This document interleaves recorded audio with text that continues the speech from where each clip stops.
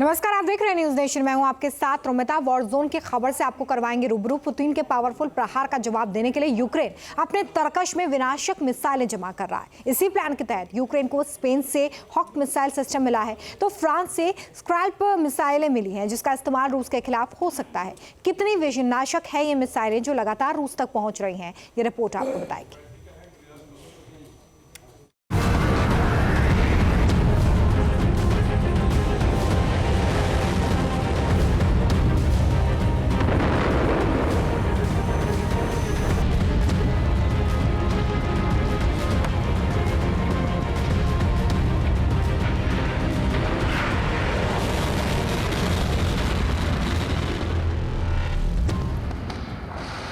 Ukraine की ताकत के ऐसे हथियार जिनके दम पर वो रूस के खिलाफ रणभेरी बजा रहा है।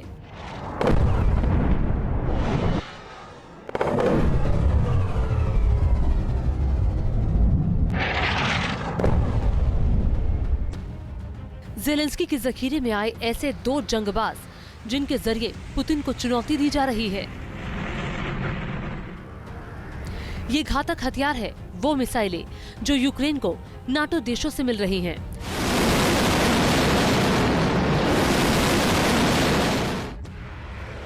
रूस के खिलाफ जारी जंग के बीच स्पेन से यूक्रेन को जो मिसाइलें मिली हैं वो खतरनाक मिसाइल है MIM-23 हॉक। ये ऐसी मिसाइलें हैं जो रूसी जंगी विमानों के लिए काल साबित हो सकती हैं।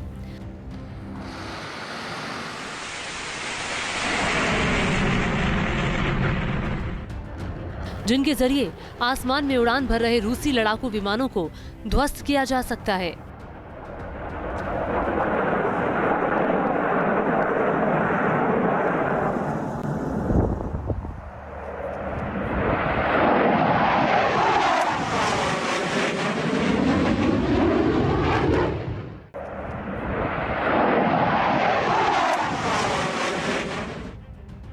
स्पेन की ये मिसाइलें पोलैंड के रास्ते यूक्रेन को मिली हैं। इन मिसाइलों की ताकत की बात करें तो ये सतह से हवा में मार करने वाली मीडियम रेंज की मिसाइल है जो अपने टारगेट का पीछा रडार होमिंग गाइडेंस सिस्टम के जरिए करती है।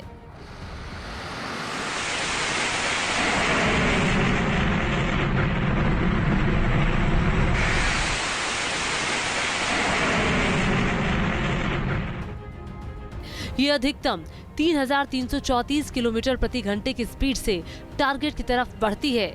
एक मिसाइल का वजन करीब 590 किलोग्राम होता है और इसमें 54 किलोग्राम वजनी वॉरहेड लगाया जा सकता है। इसकी सबसे बड़ी ताकत यह है कि इसमें ब्लास्ट के फ्रेगमेंटेशन वॉरहेड लगाते हैं जो टारगेट से टक्कर के बाद भी धमाके करता रहता है, जिसके चलते ज्यादा तबाही होती है।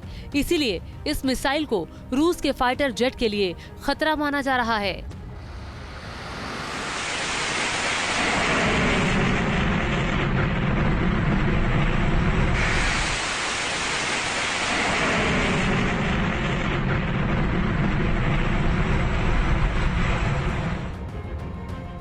ये मिसाइलें स्पेन ने यूक्रेन को साल 2022 में दी थी, जब रूस ने यूक्रेन पर हमला बोला था, जिनके दम पर यूक्रेन ने रूसी सेना में खलबली मचा दी थी।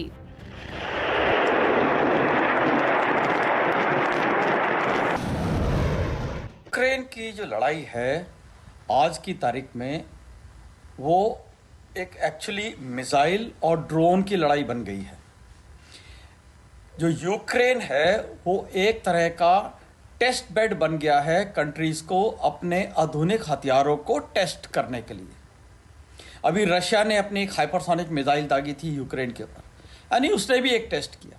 सिमिलरली फ्रांस है, जर्मनी है, यूके है, यूएसए हैं, इन सब ने जो अपनी मिसाइलें दे रहे हैं यूक्रेन को रशिया के ऊपर फायर करने को, वो एक तरीके से उनको टेस्टिंग का उनको एक्चुअल रिजल्ट मिल रहा है। सिर्फ स्पेन ही नहीं, फ्रांस और ब्रिटेन जैसे देश भी लगातार यूक्रेन को विनाशक मिसाइलें दे रहे हैं।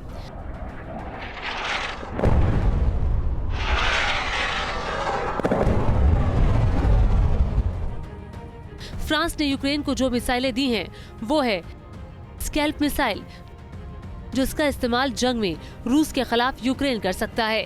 ये लंबी दूरी की stealth air launch cruise missile है, जिसे ब्रिटेन और फ्रांस ने संयुक्त रूप से बनाया है।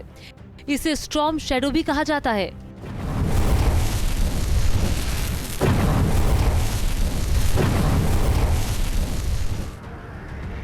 इसकी अधिकतम रेंज 560 किलोमीटर है तो स्पीड 1000 किलोमीटर प्रति घंटा है। इसे 450 किलोग्राम वॉरहेड से लैस किया गया है।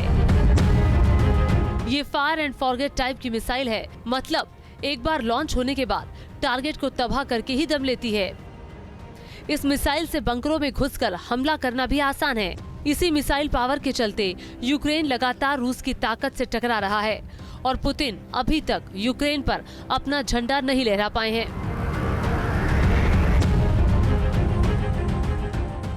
बात है कि आप उस एक मिसाइल या ड्रोन को आप डेवलप करते हो और उसको टेस्ट कंडीशंस के अंदर करते हो, तो वहां पे एक्चुअली लड़ाई की कंडीशंस नहीं है, ना एयर डिफेंस है, ना बाकी टाइप के आपके इनपॉन्डरेबल्स जिसको कहते हैं जो लड़ाई के अंदर होते हैं, वो वहां पे हैं। एक आपने मिसाइल दागी टेस्ट के लिए, उसको स्पेसिफिक टारगेट दिया गया था और वो वहां पे जाके गिर गई। ऐसे में साफ है कि यूक्रेन के मोर्चे पर अब जंग सिर्फ आसमानी होने वाली है, क्योंकि दोनों तरफ से सिर्फ मिसाइलों के धमाके ही सुनाई देने वाले हैं, जिससे पता चलता है कि ये जंग और विनाशकारी होने वाली है।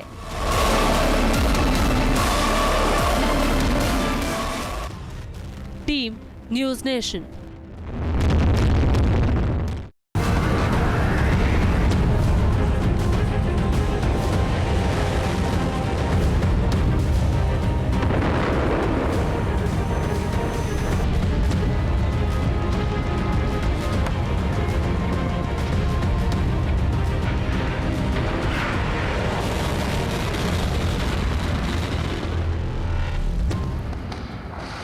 यूक्रेन की ताकत के ऐसे हथियार जिनके दम पर वो रूस के खिलाफ रणभेरी बजा रहा है।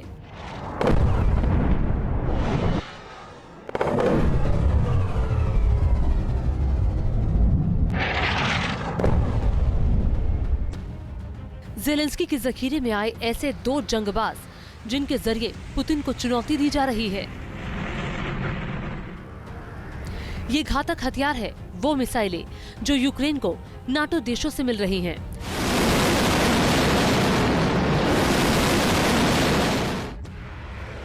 रूस के खिलाफ जारी जंग के बीच स्पेन से यूक्रेन को जो मिसाइलें मिली हैं वो खतरनाक मिसाइल है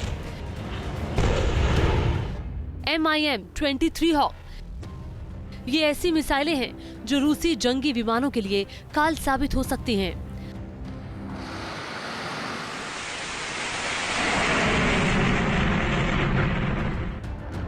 जिनके जरिए आसमान में उड़ान भर रहे रूसी लड़ाकू विमानों को ध्वस्त किया जा सकता है।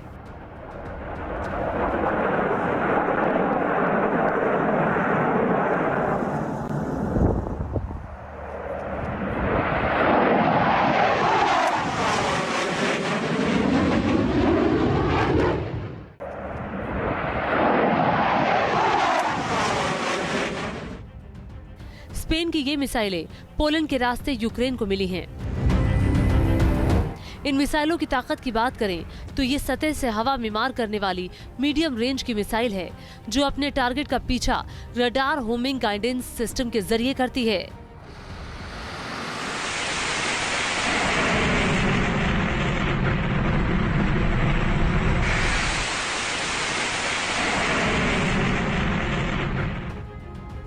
ये अधिकतम 3334 किलोमीटर प्रति घंटे की स्पीड से टारगेट की तरफ बढ़ती है।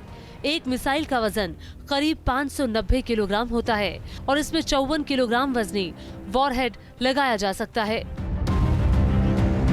इसकी सबसे बड़ी ताकत यह है कि इसमें ब्लास्ट के फ्रेगमेंटेशन वॉरहेड लगाते हैं, जो टारगेट से टक्कर के बाद भी धमाके करता रहता है, जिसके चलते ज्यादा तबाही होती है। इसीलिए इस मिसाइल को रूस के फाइटर जेट के लिए खतरा माना जा रहा है।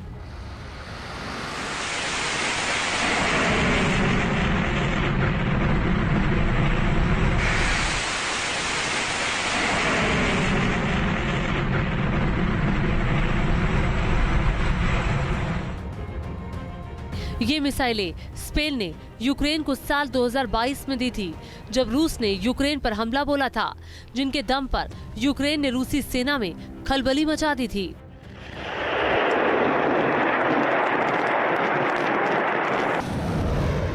यूक्रेन की जो लड़ाई है आज की तारीख में वो एक एक्चुअली मिसाइल और ड्रोन की लड़ाई बन गई है।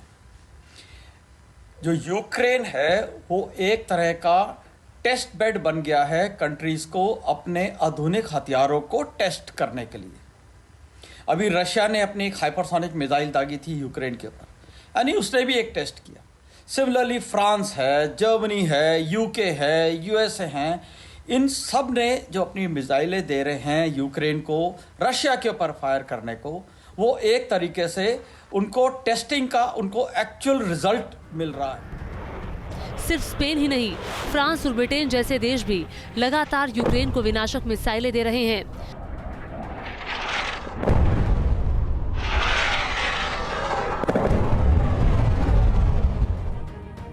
फ्रांस ने यूक्रेन को जो मिसाइलें दी हैं वो है स्कैल्प मिसाइल, जिसका इस्तेमाल जंग में रूस के खिलाफ यूक्रेन कर सकता है। ये लंबी दूरी की stealth air launch cruise missile है, जिसे ब्रिटेन और फ्रांस ने संयुक्त रूप से बनाया है। इसे स्टॉर्म शैडो भी कहा जाता है।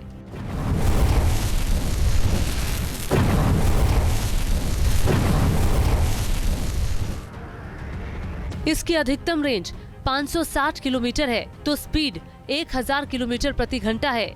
इसे 450 किलोग्राम वॉरहेड से लैस किया गया है। ये फायर एंड फॉरगेट टाइप की मिसाइल है, मतलब एक बार लॉन्च होने के बाद टारगेट को तबाह करके ही दम लेती है। इस मिसाइल से बंकरों में घुसकर हमला करना भी आसान है। इसी मिसाइल पावर के चलते यूक्रेन लगातार रूस की ताकत से टकरा रहा है और पुतिन अभी तक यूक्रेन पर अपना झंडा नहीं लहरा पाए हैं। बात है कि आप उस एक मिसाइल या ड्रोन को आप डेवलप करते हो और उसको टेस्ट कंडीशंस के अंदर करते हो, तो वहां पे एक्चुअली लड़ाई की कंडीशंस नहीं है, ना एयर डिफेंस है, ना बाकी टाइप के आपके इनपॉन्डरेबल्स जिसको कहते हैं जो लड़ाई के अंदर होते हैं, वो वहां पे हैं। एक आपने मिसाइल दागी टेस्ट के लिए, उसको स्पेसिफिक टारगेट दिया गया था और वो वहां पे जाके गिर गई। ऐसे में साफ है कि यूक्रेन के मोर्चे पर अब जंग सिर्फ आसमानी होने वाली है, क्योंकि दोनों तरफ से सिर्फ मिसाइलों के धमाके ही सुनाई देने वाले हैं, जिससे पता चलता है कि ये जंग और विनाशकारी होने वाली है।